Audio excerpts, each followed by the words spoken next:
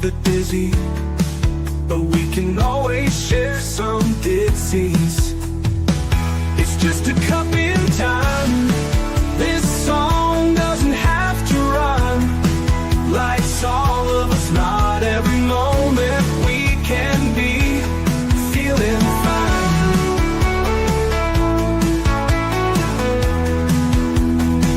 I wanna share a moment, just a second if you will, maybe even a cup of thrill.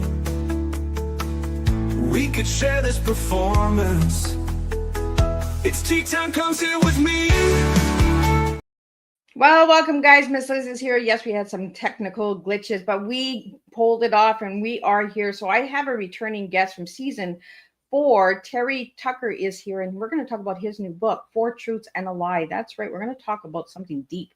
I really enjoyed reading this book and getting a chance to read it. So thanks, Terry, for that. I enjoyed it. I learned a lot about it as well. And we're going to go deep into that book. So today's tea time is based on resilience through connection. No, that's the wrong tea. Miss Liz, boom, boom, boom. Back it up. Back it up.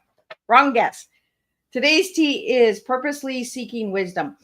The next tea is coming at 7 p.m. Miss Liz has got a lot of glitches today, I see. But before we get started, we're going to get everybody over to Miss Liz's YouTube channel, Spotify, YouTube, TikTok, Facebook, LinkedIn. You know all those good platforms. Give it a like, subscribe, follow, and get these tea times out, because each tea time does make a difference for my guest and for my listening audience. There is somebody out there that might need this tea time today. So let's share them out and let's get them out. So let's get started with disclaimer and an intro, and then we'll get Terry in here and we'll spill some tea. And we're going to spill his tea of purposely seeking wisdom. That's the tea we're serving today. Disclaimer for Miss Liz's Tea Time live show. Miss Liz's Tea Time is a global platform dedicated to sharing real-life stories, diverse perspectives, and meaningful conversations that inspire awareness, healing, and connection. I'm Miss Liz is going live using StreamYard. Before leaving a comment during the live broadcast, please grant StreamYard permission to display your name at StreamYard.com. Please be advised that all the content brought forward during any Tea Time show is presented in good faith. However, discussions may include opinions, beliefs, and perspectives that do not necessarily represent the views of Miss Liz or the Tea Time platform. Information shared by guests is based on their own experiences and is perceived to be accurate at the given time of airing. All guest viewers and participants are responsible for using their own judgment when considering any action or decisions that may relate to these discussions. Some episodes may cover sensitive topics, including but not limited to trauma, abuse, grief, mental health, and other emotionally triggering subjects. Listeners' and viewers' discretion is strongly advised. Tea Time with Miss Liz is an open discussion forum designed to offer insight, inspire awareness, and create connection. It is not a substitute for professional, medical, legal, or therapeutical advice. If you require professional support, please seek assistance from qualified professionals or trusted resources in your area.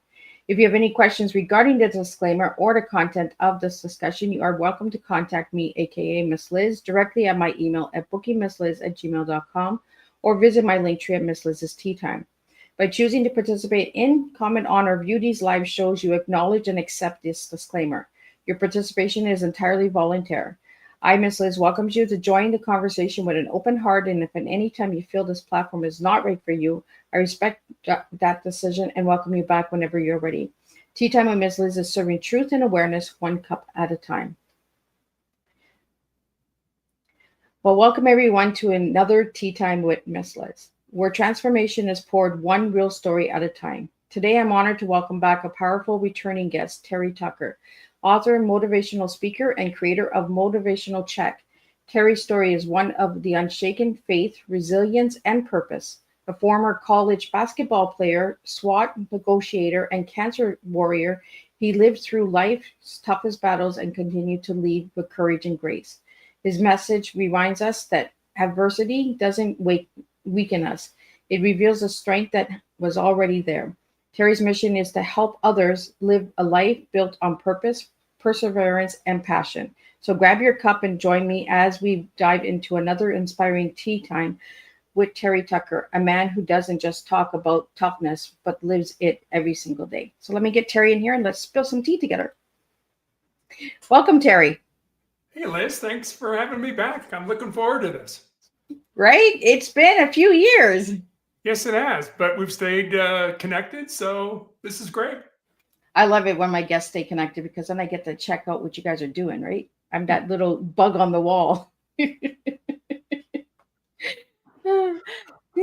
So, Terry, let's start off for some of the viewers and listeners who haven't seen your other tea time, and I encourage them to check that out in season 4.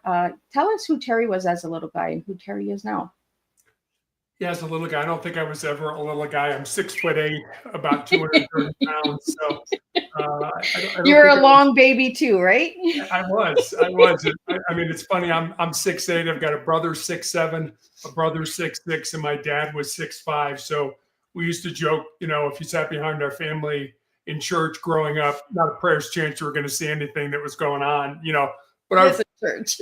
mother was the boss. It didn't matter how big, tall, strong we were. Whatever mom said, that's the way it went. And my mother's 90 years old, still with us, and it's still that way today. So I've had a great life. I've got a great group of family with my brothers and my mom, and also with my wife and daughter and her husband and that. So yeah, I mean, my life is what I call the three F's: faith, family, and friends. Have really what's gotten me through my life so far. I like that. Faith, family, and friends. Something we don't really talk about, right? And today is World Kindness Day, so it's nice to have you back as a friend. Thank you. So let's get into your tea, and then we're going to get into your book, Terry. So your tea is purposely seeking wisdom. Why did you give me those 3 words?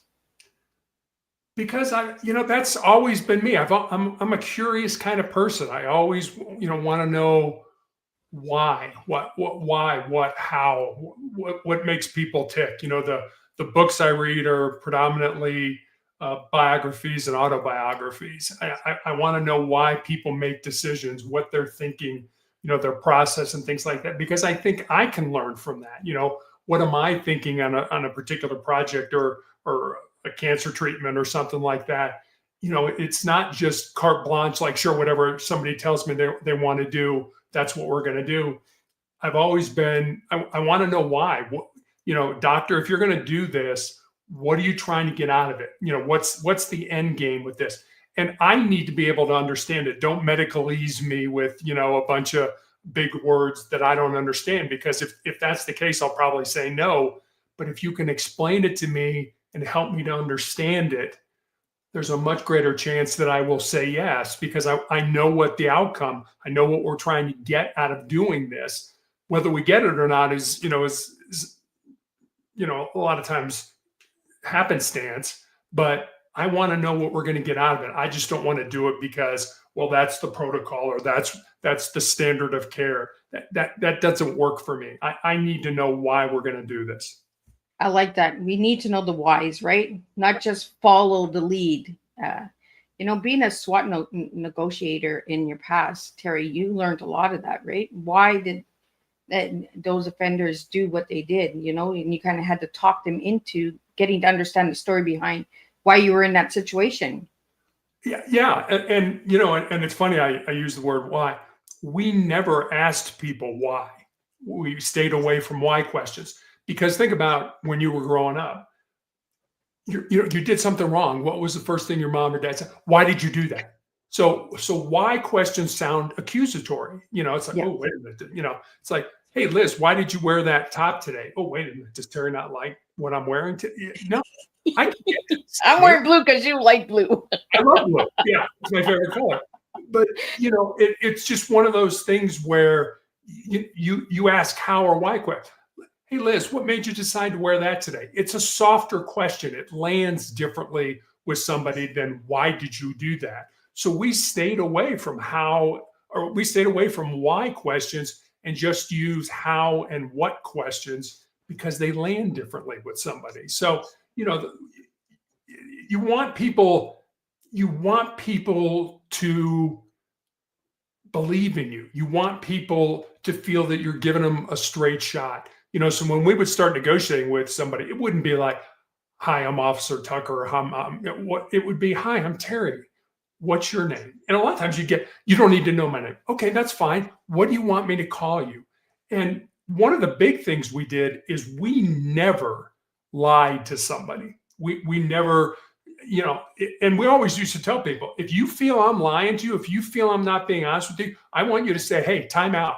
I think you're lying to me. And it's like, okay, let's talk about that. And the reason we never lied to people, and this happened quite often, is that a year from now, 2 years from now, 3 years from now, we would be right back negotiating with the same person. For example, say it was their mom that set them off. They got in a big argument with their mom. They barricaded themselves in a room with a gun. Well, mom's still alive and mom's still pushing their buttons. So 3 years from now, we're back negotiating with this individual again. And if they felt, hey, Terry, the last time we negotiated, you lied to me, I've lost all credibility. We're going to have to bring another negotiator in, and we're going to have to start from zero. As opposed to, if you felt I was honest with you, we're much farther down the path of being able to get you out safely, which is hopefully what's going to happen, because the person feels that you're honest with them. So we just never lied with people. People would say to us all the time, hey, I'll put the gun down, I'll come out, but you got to promise me I'm not going to go to jail. And we would have to say something like, really? We've been negotiating for 4 hours and now you want me to start lying to you? Or we would say, hey, when you come out, you are going to go to jail. And then we try to deflect the conversation to something that was more palatable to them and stuff like that. So we never lied, even for things that, people would be like, I want a helicopter. And you'd be like, a helicopter? How am I supposed to get you a helicopter? Things like that. It's like, what do you think I am, the FAA or something like that? No, I'm just a cop. I can't get you a helicopter. Let's be realistic about what we're trying to do here and things like that. So yeah, there were a lot of nuances with it. I kind of like where this conversation is going, because your new book is called 4 Truths and a Lie. And we're talking about a lie, right? So you kind of full circle. What I really liked about it was the 4 truths. And then I like the lie at the end of your book. I like the way that you did the book, Terry. So what brought you to do this book? Yeah, so back in 2020, I wrote my first book, and it's called Sustainable Excellence. And it's a book about how I thought people could be successful. And as soon as I published it, I always kind of felt that there was another book, that there was something else that I wanted to write about. And in right around, actually this time, it was right around Thanksgiving of 2023, I started writing 4 Truths and a Lie. The first book took me about 6 months to write. I did it after I had my leg amputated while I was healing. But Sustainable Excellence was about success. 4 Truths and a Lie is about another word that begins with S, and that word is significance. Success is what we do for ourselves. It's what we do to get to where we want to be. Significance is how we benefit other people, how we get into their lives and help them. And so there were always these sort of 2 books sitting there. One was pretty quick in writing. The other one took me almost 2 years to write and finally come to publish. But I was also in the middle of cancer treatment and things like that. So it would be, 2 weeks working on the book and then a week off to have treatment. And so there was this sort of, I always call it fits and starts. You're starting and then, now I got to stop, and things like that. So, it took a lot longer. It was a lot more research based. 4 Truths and a Lie was a lot more research based, because you see things on the internet, you see things on social media, and you take them as gospel. Like, so-and-so said this. There was a quote, and I used to quote it all the time on podcasts, from Nelson Mandela. It just went right out of my head. But it was about, I never lose. I either win or I learn. And I used to quote him all the time. And when I started to research the book, it was like, he never said that. There's nowhere, anywhere that says that he said that. But there are people out there on the internet saying that he said that. So, when you're writing a book, you've got to be kind of careful that, well, this person said that. Well, no, he didn't say that. Do your research. Yeah, you can say, it's attributed to him, or, you can find it. But to say that he said it and then to do your research and find out he never said it, it kind of made me slow down a little bit and say, well, some of these things you're quoting on the internet, or on these podcasts, you better make sure they're right. You better make sure they're accurate. And if they're not, you better say, well, it's attributed to him, but I couldn't find anywhere where he actually said that. So. Well, I want to get into the four truths. So the first truth that you have in the book is called control your mind or it will control you. Why is that the first truth? I had these four truths, and when I first had them, first of all, I had three. And then I kept thinking there's this fourth one out there. And the fourth one, it'll actually end up being number three when we get to it. But I used to say they were all equal, that they were all equally as important. And the more I researched, the more I read, the more I talked to other people, I kind of felt, no, they're not. That control your mind or your mind will control you is the most important truth of the four that I have laid out. I think they're all important, but the most important one is control your mind. If you can't control your mind is going to control you.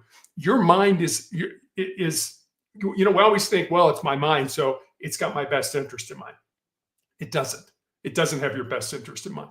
Your mind is your mammalian brain. It wants to keep you safe. So, Liz, if you got up this morning and said, all right, I'm going to go skydiving, your brain would not happening. Well, something like that. Your mind would immediately kick into, oh, wait a minute, Liz, the plane could crash or your parachute could not, there's all kinds. It doesn't go to the positive. It doesn't go to that's great. You should do that because it'll make you a stronger person. No, it goes to keeping you safe. Don't do that, Liz, because all these things could happen to you. And when you understand that, you've got to be the one to control your brain, because we all know the only way you're going to grow, the only way you're going to improve, the only way you're going to get better is if you do things that make you uncomfortable. And if making, getting up in a plane and jumping out of it with a parachute makes you uncomfortable, that's a mechanism for growth for you in some way. And I use that kind of as an extreme, but anything you want to do in your life, that's scary. I don't know if I can do that. I always tell, especially young people, it's like if there's something in your heart, something in your soul that you believe you're supposed to do, but it scares you, go ahead and do it. Because at the end of your life, the things you're going to regret are not going to be the things you did. They're going to be those things you didn't do. And by then it's going to be too late to go back and do them. Well, this podcast scares the heck out of me. That's why I'm doing it, Terry. Exactly. Meeting but you people grow is every scary. time you interview somebody. You get smarter, you get better. And even though it scares you, I think about when we first did this, how many years ago, and where you are now. And I can just watching you, listening to some of the podcasts that you've done recently, you've grown so much since you and I did ours years ago. So you're getting better as a human being, one podcast at a time. It still scares the shit out of me, though. That's good. That means you're still growing. That means, there's still room for growth in you. Right? Well, I think what scares me is the guests that are coming to tea, coming at the door and knocking and saying, hey, I want to have tea with you. So it's scary, right? It's like that jumping out of the airplane. You just never know what's coming for you. So no, you don't. But think about all the people you've interviewed and think how much you've learned just from those hour-long segments. 1 hour of your day, or 2 hours if you're doing two of them, in one day. You're that much smarter. You're that much better. You've grown as a human being just for 2 hours a day. You got 22 other hours in the day that you can do whatever you want to do after that. Upload, create. Exactly. Do all the fun stuff that goes along with making this. Yeah. Let's get into number two. The number two is embrace the pain and discomfort and use it to make you stronger and more resilient. Why is that number two, Terry? That's number two because, and I look at it this way. We don't like pain. We don't like to do things that make us uncomfortable. And I kind of already have alluded to this. But the only way you grow, the only way you get better is if you step outside your comfort zones and you do things that make you uncomfortable. And I will recommend this to your audience because I do this every day of my life. Every day of your life, do one thing that scares you, that makes you nervous, that makes you uncomfortable, that's potentially embarrassing. It doesn't have to be a big thing. But if you do those small things every day, when the big disasters in life hit us, and they hit all of us. We lose somebody who's close to us. We unexpectedly get let go from our job. Like me, you find out you have a chronic or a terminal illness. You will be so much more resilient to handle those things than people who never step outside their comfort zone. And we know these people. We know these people that play it close to the vest. They never want to do anything that's uncomfortable, anything that might get outside that, oh, I don't know. Like you say, I'm nervous every time I do a podcast. That's good. That shows growth. Yeah. As opposed to the person who, just sits around all day and never does anything, never, we always hear about the 34-year-old guys that are, living in their parents' basement and stuff like that. You don't want to be one of those people. You want to do things that make you potentially fail. And I wish I would have known this when I was a kid. This is from a guy by the name of Jeff Wetzler. And I don't know about you, Liz, but when I was growing up, you would put these arbitrary mileposts out there. Something like, and I'm just making this up. By the time I'm 28 years old, I want to be making $100,000 a year. Or by the time I'm 34, I want to be married and have a kid, or at least be in a serious relationship. And you just put them out there, and you pick an age and you put it out there.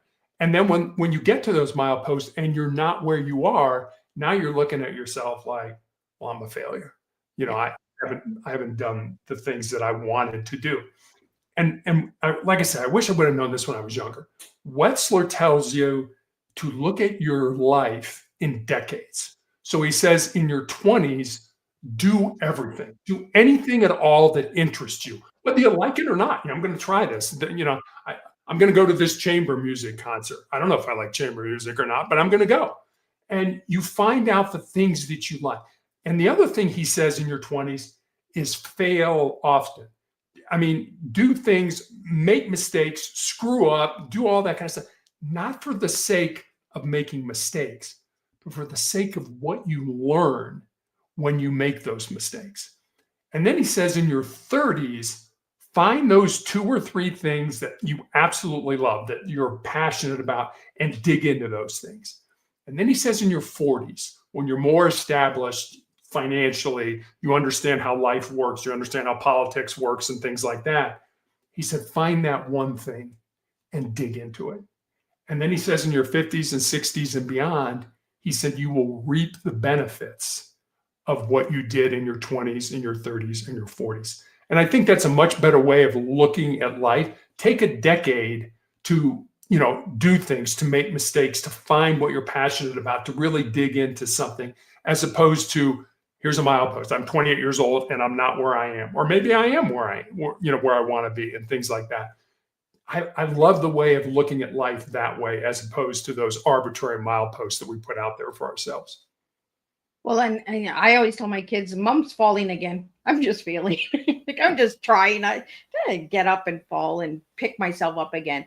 I took off as many of my guests know, I took off and I did the farewell show last December, and I said I wasn't coming back.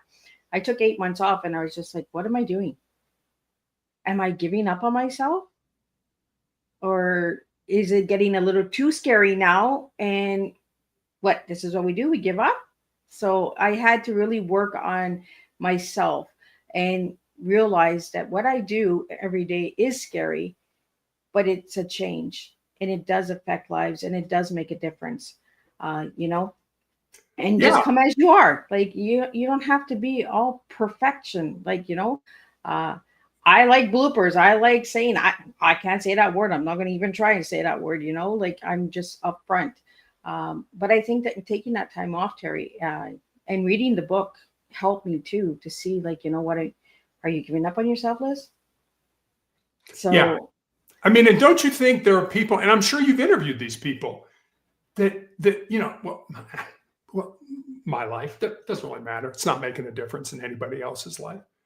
And let me tell you a quick story. So I spent 4.5 years on a clinical trial drug where I would go to the hospital for an entire week, Monday through Friday, and be infused with this drug. And it kept my tumors stable until the drug company decided they didn't want to make it anymore. But I remember there was a nurse, a young nurse, about 25 years old, already a nurse, but learning how to do things on the unit when I first met her. And about 6 months later, she was taking care of me by herself. And she came in my room one time and she said, Terry, I got a story I want to tell you, but I'm not sure how to tell it to you. And Liz, I don't know how you'd be. I was like, how do you respond to that? You know, what do you say to something like that? And I said, well, I hope you decide you want to tell it to me because I think I would enjoy hearing it. For the next couple of hours, she's in and out. And finally comes in, sits down. She's like, all right, here's the story. She said, when I first met you, I was going to get out of nursing. I had a good friend of mine die. I was in a really dark place. I talked it over with my family. I was going to get out of nursing and I was going to go to work for Amazon. And she said, then I met you. And I see what you go through. And I had a very violent reaction to this medication that I got all the time. And she's like, you know, it doesn't matter how violent it is. You keep coming back. You keep showing up. And, you know, it doesn't matter. We know you're going to be here. And she said, then I went back when I was taking care of you and I went in your file and I read everything that you'd been through. And she said, when I finished reading your story, I knew I was where I was supposed to be. Now, if she would have never told me that story, I would have had no idea that just how I live my life. I wasn't doing anything special. I was just living my life. Yeah. It had such a profound impact on this young nurse. So anybody who's listening to us now that, you know, my life doesn't matter. There's nothing special about my life. I can promise you there are people out there watching how you handle your adversity in life and would give almost everything they have just to walk 5 minutes in your shoes. So don't ever think that your life, what you're going through, you know, I'm not famous, I'm not important, I'm not, most of us aren't. You know, I've always said, you know, people ask, how do you want to be remembered? I don't. I'm not going to be remembered. 100 years from now, nobody's going to remember I was here.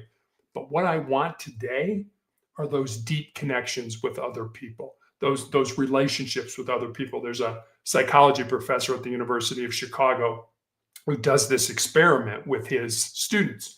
The idea is you go out and get on a bus, sit down next to somebody, and in 3 questions, you go deep with somebody. So you get on a bus, sit down next to, hey, how you doing? I'm fine. How are you? I'm just making this up. You know, question 2, what do you do for a living? Oh, I'm a doctor.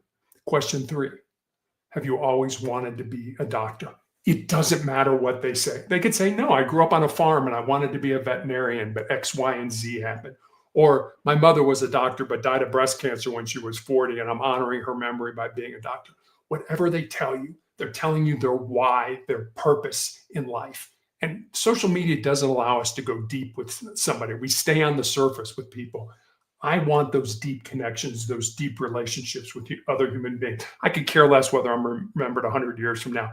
Today is what it's all about, because today's all I got. And so can I have a deep relationship with another human being? That's what's important to me. And that's what I want with all my guests. And that's why I appreciate my guests staying connected to me, because that's that connection, right? That you're talking about, Terry, is Right. Stay connected. You know, don't just have that 1 hour conversation with somebody and then the next guest, the next guest, the next guest.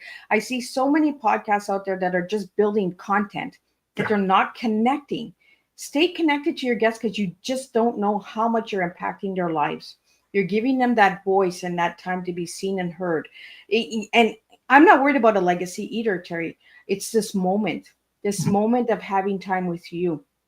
And losing a couple of my guests this year has really taught me that connection is deeply important, because I can go back on those tea times and I can listen to their voice again. I can listen to their story again, you know, and when you connected with me again, Terry, it's like, oh my goodness, yeah, let's do this, you know. And then the book, The 4 Truths and a Lie. I'm all about truth, and everybody knows that. I like truth. I don't care how hard it hurts me. I'd rather the truth than a lie. Yeah. So I love the cover and the title of that book, because just that, without even reading inside the book, Terry, you had me. Super. Just the title.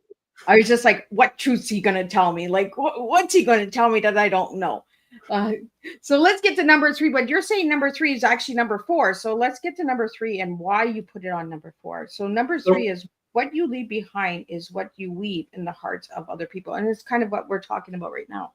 Exactly. And you know, I had 1, 2, and 4, and I just kind of felt truth 3 is really a legacy truth. You know, it's what are you going to leave behind? And there's a great story. You remember Fred Rogers, Mr. Rogers from Mr. Rogers' Neighborhood. So when Mr. Rogers died in 2003, I believe, his family was going through his effects, and they found his wallet. And inside his wallet was a scrap piece of paper on which Mr. Rogers had written 4 simple words: life is for service.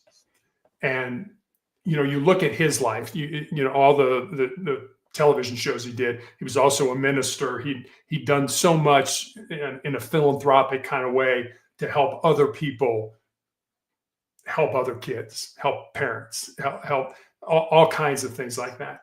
And I mean, his whole life was about service. And really that's what 4 Truths and a Lie is about. It's about it's about what you do to make the world a better place. Not how much money you make, not how important you are, not how influential you are. None of that. None of that matters, because none of that goes with you when you die. And we're all going to die sometime. And so, that's why I felt it was so important to, we like things in threes, ABC, Father, Son, Holy Spirit, 1, 2, 3. We like things in threes. And I was really hesitant to make it 4 truths. I mean, it's like, well, you should make it three truths, because 3 is what people like. And I was like, yeah, you're probably right. But I just felt it was so important to think about the legacy, to think about where we end up. And, when I had my leg amputated back in 2020 and found out I had tumors in my lungs. And so I went with my wife to the mortuary, to the cemetery, and to the church, and I planned my funeral. And because I go on podcasts like this and speak in person, about motivation and the need to keep moving forward, I actually got some pushback from people who commented that planning my funeral was in some way defeatist. And I kind of had to remind these folks, the last time I checked, I think we're all going to die. I don't think anybody's working on a cure for life right now. Yeah. Every one of us is going to die, but not every one of us is truly going to live. And I heard a Native American Blackfoot proverb years ago that I absolutely love. And it goes like this. It says, when you were born, you cried and the world rejoiced. Live your life in such a way so that when you die, the world cries and you rejoice. That's what I want. That's what I'm looking for. Wow. And it's so true. Everyone says, I'm living. But are we actually living, Terry? Wow. Yeah, that's a question we should ask ourselves every day. That's a question. When I got cancer, and I've talked to other people who have cancer, and it seemed, the answer seems relatively simple. Do you want to live? And, well, of course we want to live. I can promise you, I've met people that they don't really want to live. They don't want to go through the pain, the difficult, the horror, the ugliness of what it takes to fight through a disease or something like that. You don't really want to put the effort in. And so I think that's an important question to ask ourselves every day. Do you want to live? And like I said, it seems that the answer seems simple. Yes, I want to live. But a lot of people, if they really are honest with themselves, don't answer yes to that question. It's being honest with ourselves, right? Yeah. Getting down to the real and raw, and just looking yourself and saying, do you want to live? Yeah. I know I got to that point, Terry. It got dark and I was just like, I'm done. I don't want to even open those eyes anymore. I'm just done. And it's not because I want attention or anything like that. It's just the pain. The pain gets so heavy sometimes that it's done. You have no fight left in you. And that's what I had to look at, was that darkness. Was I really giving up on myself? Was I really giving up on everything? And I had to snap out of it. And the only thing that snapped me out of it was coming back to podcasting, because I knew that I would meet people like you, Terry. I would meet people who would give me the strength to get through those hard days, to give me something, that wisdom of hope to stay strong. Yeah. And that's what my podcast has done. It's not about all the numbers. It's not about all the views, all the downloads. It's about the connection, the human connection of one-on-one, and sometimes two-on-two, making friends that I would have never met had I not put myself in the light and say, let's serve tea. Yeah. It was never about a beverage. It was about the connection. It was always about the connection. You know, and my children know this and understand that now, that it was never about fame for mom. It was about connection. Yeah. You know, so let's get into the truth, and then let's get into the lie. And then we had some questions coming in, and we have some lightning bolt questions here. Let's, let's have some fun together, Terry. And I'm then having fun. Are you not having fun, Liz? we are having fun, because you know what? It is so nice to see that you are here, Terry, knowing the struggles and the challenges you've went through. I've lost 9 guests this year. So I'm glad to see you, because you're not number 10. So thanks for showing close up to being today. number 10, let me tell you. So the truth of number 4 is, as long as you don't quit, you can never be defeated. And that's what I'm talking about, right? Is I almost quit. Yeah. And there's a difference between quitting and taking a break. We all need some time, some downtime, you know what? I need to get away from this for a little while and just kind of recharge the batteries and see where it takes me when I go back to it and things like that. And, I think this is pretty self-explanatory. As long as you don't quit, you can never be defeated. And I guess the way I look at it, someday my pain is going to end. It may end through surgery. It may end through some new therapy. Quite frankly, it may end when I die. But if I quit, if I give in, if I let pain take over, then pain will always be a part of my life. And I don't look at the pain. I mean, I've been through quite a bit of pain, but I don't look at that pain as something necessarily that's bad. I look at that pain as, how can I grow from that pain? What is that? I don't think anybody suffers in vain. I don't think there's, when bad things happen to us, they just happen. There's a reason they happen. We're supposed to learn a lesson. We're supposed to find meaning in our misery. And I don't think people look at it like that. They're like, oh, I'm in pain, and this is terrible, and woe is me, and feel sorry for me, and all that kind of stuff. I look at it more as, I'm supposed to learn something here. What am I supposed to learn? What's the unique thing that I'm supposed to take away from this? Somebody else may take something else away, but what am I supposed to learn from going through this?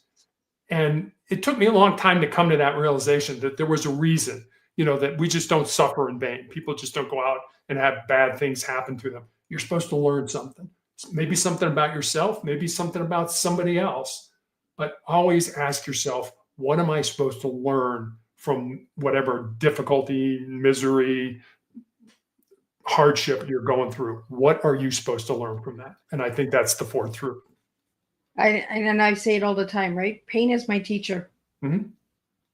If we're really being honest with ourselves, pain is our teacher. Yeah. Failure is our teacher. Everyone's looking at it as a negative, as a weakness. It's not. That's where the strength is. Yes. Yeah, that's where true strength comes from. And people don't, because it hurts. It's uncomfortable. We don't like things that are uncomfortable. I mean, again, it goes back to our brain kind of coming full circle here, controlling your mind. Yeah, this hurts. It's uncomfortable. Stop it. Knock it off. Don't do it. Well, how am I going to grow then? And so, pardon me. Yeah. So what am I supposed to learn from this? Not, this is uncomfortable. Why am I doing this? And I want to get into the lie with you. The lie is, your worth is determined by what you have or who you are. Why is that a lie? Because it's not. It's not. That's not how you should look at your life. I mean, like I said, don't get me wrong. My first book was about success. My second book was about significance. I don't think those are mutually exclusive. I think you can be successful and significant in people's lives. There's a great fable. I don't think this ever actually happened, but it's a great story. It's about Alexander the Great, who probably was, everybody talks about how Hitler was terrible and killed, 6 million Jews and all that kind of thing. Alexander the Great probably killed more people than Hitler did. In his, he basically conquered the entire known world. And supposedly the story goes that as Alexander the Great is dying, he calls his counselors together And he says, I want you to carry out my final 3 wishes. They're like, okay, what are your final 3 wishes? He said, number 1, I want only my doctors to carry my coffin to the grave. Number 2, I want the road to the cemetery paved with gold and silver and precious stones. And number 3, I want my hands to be outside my coffin. One of his counselors steps forward and it's like, all right, you're Alexander the Great. You're the most powerful man in the world. And these are your final 3 wishes. Why do you want these to be your final 3 wishes? And he said, well, number 1, he said, I want my doctors to carry my coffin to the grave because I want people to understand that no doctor cures anything. They only help the body. They help you to cure yourself. So I want people to understand that they need to take care of their bodies. They need, to exercise, to eat right, to get enough rest, to reduce stress, all the things we know how to stay healthy. I want people to understand that by having only my doctors carry my coffin to the grave. He said, secondly, I spent my entire life, and this kind of ties in to the lie, accumulating wealth and fortune and conquering all territories and having all kinds of slaves and concubines and everything like that. And yet none of that is coming with me beyond the grave. So I want people to understand that it's just folly to chase wealth and power and influence because it doesn't go with you after the grave. The only thing that does go with you is love. And he said, secondly, I want my hands, or thirdly, I want my hands hanging outside my casket because I want people to understand that I came into this world empty-handed and I leave it pretty much the same way. And I think that's a great story that illustrates what the lie is. It's not about what you get. It's about what you give. It goes back to the Fred Rogers quote, life is for service. What can you give to other people? How can you make a difference in other people's lives? And as I said, and don't get me wrong, I mean, I have bad days. When I have therapy, I cry, I get down, I feel sorry for myself. But when I'm doing that, I'm looking inward. I'm looking at, oh, whoa, this is bad. This is terrible. I don't feel good, et cetera, et cetera. And I find a real simple way to kind of flip that is to reach out to another human being.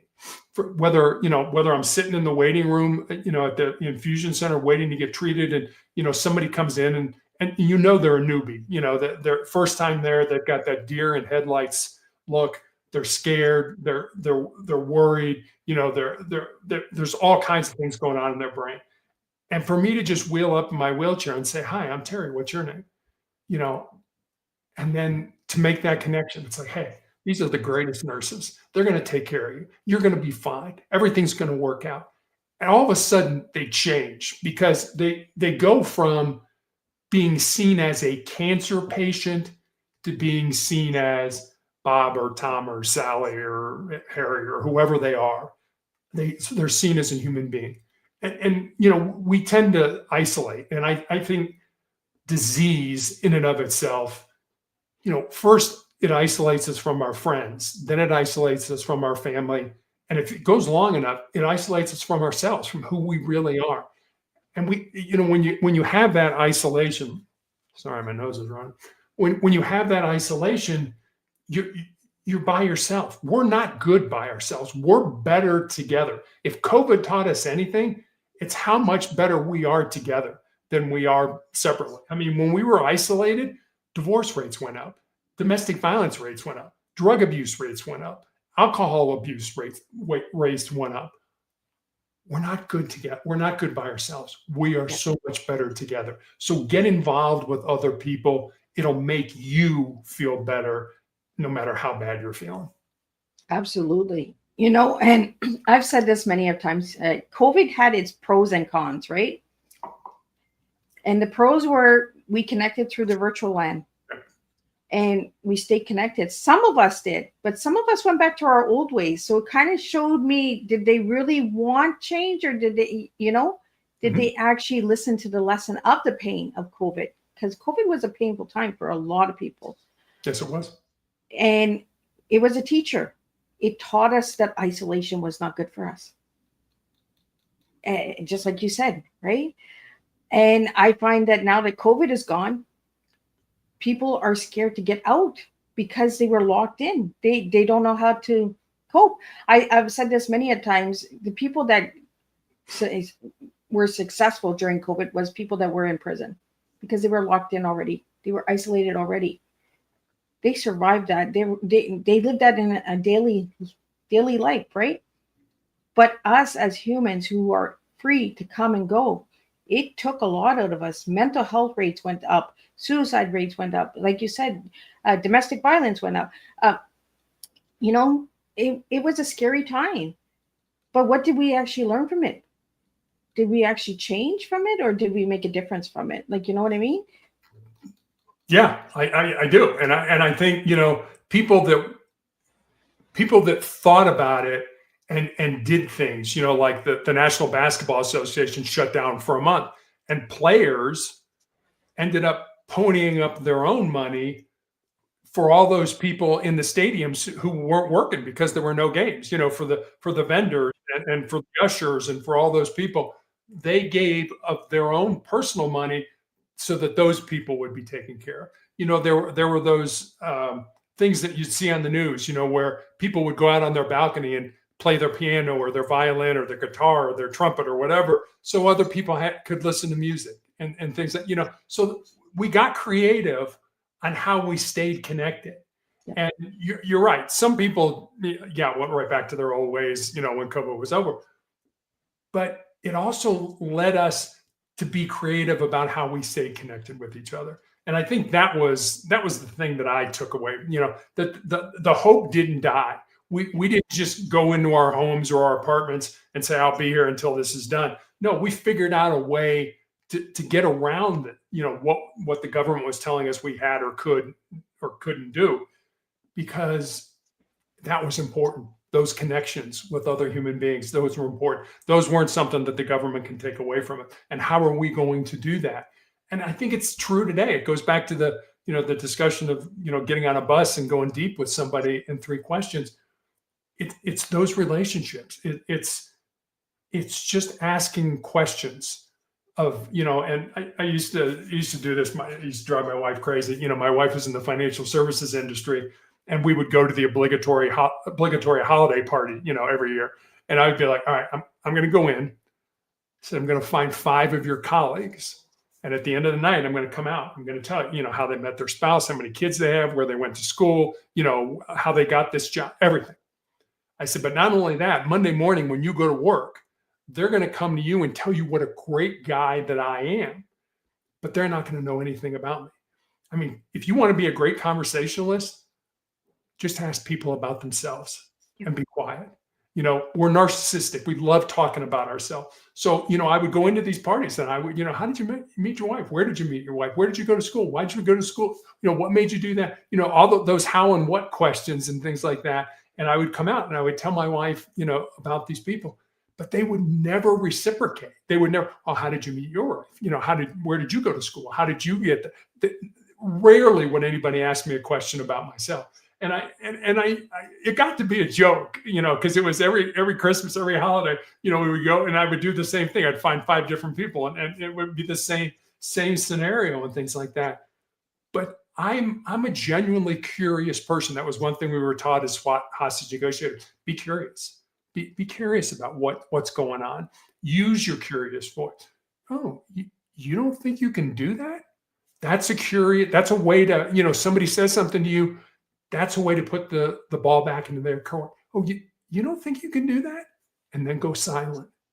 Don't say anything, because they'll pick up the conversation and they'll give you more information. I mean, it works as a hostage negotiator. It works when you're negotiating. You're buying a new car. You're in your business and you want to take over another company or buy another company. Get people to talk. You will get more information. The more they talk, the more information they get. And you do that by asking them questions and giving that, you know, oh, that's not something you can do. Are you the one in charge of this? And then go silent. Silence is one of the biggest things we can use to learn about other people, to get more information. We don't like silence as human beings. We want to fill the silence. People fill it with information. Take the information in, see what happens. I think I'm just a curious nerd. I just want to know what makes other people tick. Exactly. Exactly. Yeah. Why did so and so make that decision? I read Harry Truman's biography by David McCullough, and it was like, what were you thinking the morning that the atomic bomb was dropped? I mean, Truman was a very religious person. He wanted to do the right thing. He was on the ticket because he could get the Midwest vote. Nobody thought Roosevelt would die. Truman was going to be a nobody vice president, and all of a sudden, he's the president, and he's got to make the most scariest, most devastating decision to drop these two bombs and wipe out tens of thousands of people. And for a very religious man, I mean, I'm sure he lost a lot of sleep before he made that decision. Absolutely. What I really loved about the book, Terry, when you sent it to me, and I got it on my Kindle so I can read it at any time. There you go. I can go back and read it as many times as I want. I like the end notes. You gave a lot of good end notes. So I want to talk about the end notes because we're coming to the end of Tea Time. Why did you feel it was important to put that at the end of the book? Because I love to read. I like I said, I'm a curious person, and so I accumulate all this information. I have these notebooks here, and I mean, this notebook is just literally filled with stories, notes, things that I've learned, I've accumulated, and I drew a lot from that notebook, and so it was. I didn't, first of all, a lot of this came from other people. And so I didn't want to say, hey, this was mine. I wanted to be honest and say, no, this came from this person. But then I took it and said, here's how I applied it in my life. Here's how I did what, I thought was important based on that information and things like that. And I wanted people to be able, if they read something, it's like, well, where did that come from? Okay, that came from here. Now I can go there and I can look at that. And I can interpret how I feel it's important in my life. Because, Liz, you and I are going to read something and you're going to put a spin on it one way and I'm going to put a spin on it a different way just because of who we are, how we were raised and things like that. So I wanted people to be able to go and learn more. And so here's a site. Go to that site and look at it. And I bet on that site, you're going to find even more sites that you can go to and look at it. So I felt it was important because I have no end notes in sustainable excellence. It's more stories from my life. And these were things that I'd read about, I'd heard on a podcast or something like that, and I dug into and wanted to learn about it. So it was, where did that come from so that other people could learn as well? Definition of truth, because I'm a truth seeker. Mm-hmm. So we really got to start understanding words. We use a lot of words that we do not understand or have the concept of those words. I'm big on this with my kids when they say the word trust and friends, and really look at those words before putting those titles to certain things in life. And that's what I got from this book was the word truth. Being upfront and being raw and open with yourself and getting really deep, right? And the lie, I was just like, oh, there's always a lie in the world. Someone's lying out there about something, right? So I kind of really liked just the cover and the title, Terry. So thank you for bringing that book to my attention and to come and share it with the audience today. Terry, do you have another book on the go or any new things coming up that you'd like to share? I've just come off a really nasty treatment. You can tell I've lost my hair and things like that. I'm at the point right now. I wanted to put the book out. I did put the book out before I went in the hospital for a 3-week stay and stuff like that. So right now I'm just trying to heal and kind of get my energy back. I'm still anemic and things like that. So I don't know. I'll never say never, but I don't know. I kind of want to take up the more speaking, I've been on hundreds of podcasts, but more speaking with audiences, more getting out there with people and I find when I speak in front of audiences, you kind of get the energy from the audience and things like that. And you can joke around and have fun and things like that. So I'm kind of looking to do more speaking, but I'll never say never with a book. I mean, I never thought I would write a book in my entire life. My mom kept telling me, you should write a book, you should write a book, you should write a book. And then when I wrote the book, she was like, you wrote a book? I mean, it was kind of. You told me to, Mom. Yeah, really. Like, well, thanks for believing in me, Mom. You were telling me to do it, so I did it. So I never expected to write a book, and I've never cared about how many books I sold. That was never. They always say, if you want to get rich or you want to get famous, don't write a book, because those two things aren't going to happen. But it was fun because I learned, and I'll never forget the first time, my editor was like, I gave you that Nelson Mandela quote about, and there's like, he didn't say that. I'm like, what? Yes, he did. I talk about it all the time on podcasts. No, he never said that. It's attributed to him, but he never said that. I was like, wow. It kind of hit me right between the eyes. It was like, I'm thinking I've got this great quote, from this world leader. And it's like, he never said that. It's attributed to him, but he never said that. It's like, okay, well, I guess we got a lot of work to do in editing this book. So. Well, it kind of gives all the listeners out there, right? Don't believe what you hear. Exactly. I mean, test it. Is it true? Did it really come from that person? Go find it. And if it did, okay. If it didn't, then why is it attributed to this person, who never said it? Find that out. I mean, you're right. Don't take what you hear on a podcast. Don't take what you hear, on the news or television or social media as gospel. Go make sure that it's true before you start using it. Yeah. Well, I always do my homework after a tea time because you guys teach me so much. One tea time guest taught and was speaking about Beetlejuice, and I was thinking the movie Beetlejuice, and I was like, he was talking about the stars, and I was like, so at 2 a.m, I'm yelling at my phone. Why did I not learn this in school? Like, this is so gorgeous. This is so pretty. Yeah. I learned so much from each episode and each guest. And Terry, I'm glad that you're here today, and I hope you're feeling better and you get through this, because I want to see you next year and I want to see you the year after. So, let's stay connected in that. If anybody would like to reach out to you or know more about the books, where can they find that, Terry? Yeah. I mean, For Truths and Lies is available anywhere you can get a book online. I mean, Amazon's probably the easiest. Best way to reach out to me is go to my website, motivationalcheck.com. Leave me a message. I love hearing from people, I mean, read the book, tell me you hate it. That's fine. Not everybody's going to like everything, so tell me you love it. Tell me why you love it, and things like that. So, motivationalcheck.com will get you to me. Awesome. So any final words you have for the listeners today?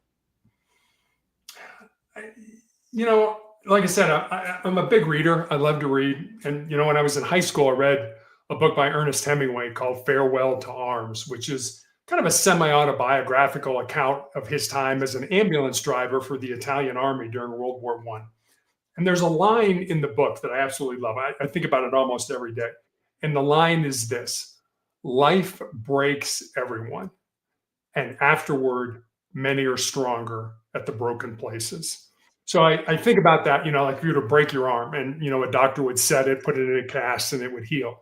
When that arm heals, where that break was, that part of your arm will be stronger than the rest of your arm.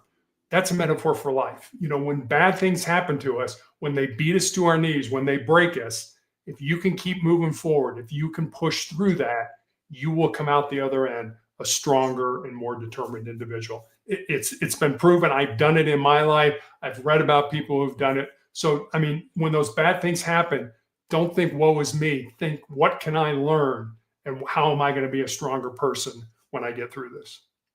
Well, thank you so much, Terry. I really enjoyed seeing you, more than you realize. So thank you for being here today. I'm just going to do a closing summary of what we did today on Tea Time. And I'll see everybody back at 7 p.m. with another story on World Kindness Day. And it's nice that it's World Kindness Day and I get to have a kind conversation with a past guest. What an empowering tea time this has been with Terry Tucker. Every time Terry joins us, he leaves a lasting imprint. A reminder that the battle we face aren't here to break us, but to build the spirit within us. He taught us that real strength isn't loud, it's steady. It's the quiet choice to keep showing up when life tests you the hardest. So this afternoon, as you reflect on this tea time, ask yourself, am I living with purpose or am I just passing through my days? Because as Terry reminded us, meaning is found in the moments we choose to keep fighting for the life we're meant to live. Thank you, Terry, for pouring another cup of resilience, truth, and heart into this space. Your courage continues to serve as a light for all of us. Thank you, Liz.